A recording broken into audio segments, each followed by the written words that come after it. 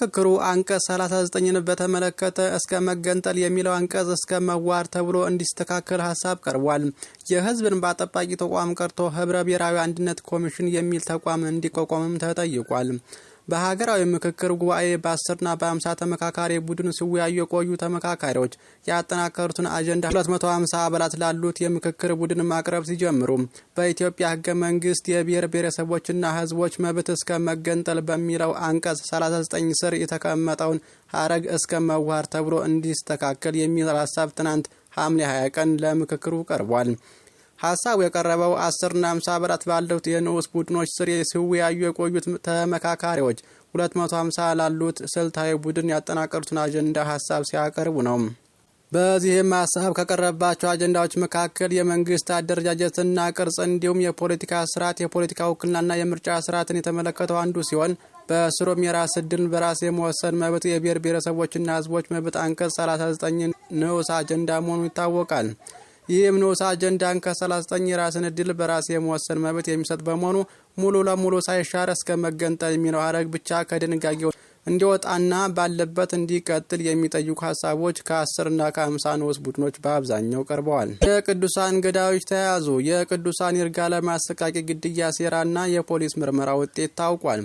የ2026 ሚስ ወርልድ ኢትዮጵያ ተወዳዳሪ የሩት ይርጋለም ታላቅ እህት ቅዱሳን ይርጋለም በቅርብ ጓደኛዋ ቅድስት ሙሉቀን በተሸረበባት የሴራ እገታና ግድያ ህይወቷ ማለፉ ታውቋል። ቅድስት አዲስ ቤት ተከራይቻለሁ የስራ እድልም አለ በማለት ቅዱሳንን ኮየ ፍጨ በሚገኘው ኮንዶሚኒየም ካስመጣቻት በኋላ ከፍቅረኛዋ ደሳሌ ጋር በመሆን አፍነው በመያዝ ከቤተሰብ ከ2 ሚሊዮን ብር በላይ ጠይቀዋል። አጋቾቹ ሚስጥራችን ይወጣል በሚል ፍርሃት በዚያ ዕለት ቅዱሳንን በአሰቃቂ ሁኔታ ገድለው አስክሬኗ በተከራዩት ኮንዶሚኒየም ውስጥ ደብቀውታል። ፖሊስ ባደረገው ፈጣን ክትትል ዋና ተጠርጣሪዋን ቅድስት ሙሉቀንን በጎተራ ተባባሪዋን ደሳለኝ ደግሞ በአዳማ ከተማ በቁጥጥር ስር አውሏል። በአጠቃላይ ከወንጀሉ ጋር በተያያዘ 8 ሰዎች የተያዙ ሲሆን ዋናዎቹ ተጠርጣሪዎች ወንጀሉን ማመናቸውን ዘሀበሻ ዘግቧል። ወደ ውጭ ዜናዎች ስናልፍ ግብጽ በቀይ ባህር ጉዳይ አዲስ ሀሳብ አቀረበች። ግብጽ የኢትዮጵያን የቀይ ባህር ጥያቄ ለማስተናገድ ድጋሚ አዲስ ያለችውን የውሳኔ ሀሳብ ማቅረቧ ተሰምቷል።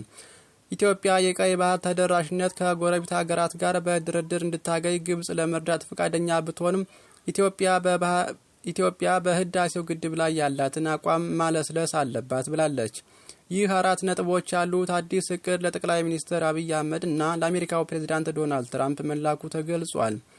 ኢትዮጵያ የቀረበውን ሀሳብ የማትቀበል ከሆነ ግብጽ በደቡባዊ ቀይ ባህር በኩል ያለውን የባህር ኃይል በመጨመር አጥር እንደምትፈጥር ዘገባው አክሎ ገልጿል። ከሰሞኑ የቀድሞው የአሜሪካው የውጭ ጉዳይ መስሪያ ቤት የአፍሪካ ጉዳዮች ረዳት ሚኒስትር ቲቦር ናጊ ግብጽና ኤርትራ በቀይ ባህር ጉዳይ ላይ የመወሰን መብት ያላቸው ሀገራት ብቻ ናቸው ማለታቸውን ተከትሎ ጠንከር ያለ አስተያየት ሰጥተው እንደነበር ይታወሳል። ዲፕሎማቱ በግብጽና ኤርትራ ሙግት መሰረት በቀይ ባህር ላይ መናገር መብት ያላቸው የባህር ዳርቻ ያላቸው ሀገራት ብቻ ከሆኑ በሎጂክ ደረጃ በአባይ ወንዝ አጠቃቀም ላይም የመወሰን መብት ያላቸው ውሃውን የሚያመነጩና ወደ ወንዙ የሚያስገቡ ሀገራት ብቻ ናቸው ብለው ነበር። በሌላ በኩል ቀይ ባህር አደጋ ላይ ወድቋል። በቀይ ባህር ላይ የመርከቦች እንቅስቃሴ በእጅጉ ቀንሷል።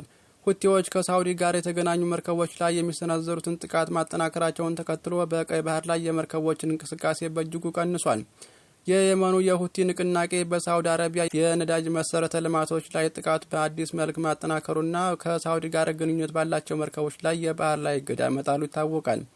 ይህ ክስተትም በዓለም አቀፍ የኃይል አቅርቦትና በባህር ደህንነት ላይ አዲስ ስጋትን ፈጥሯል።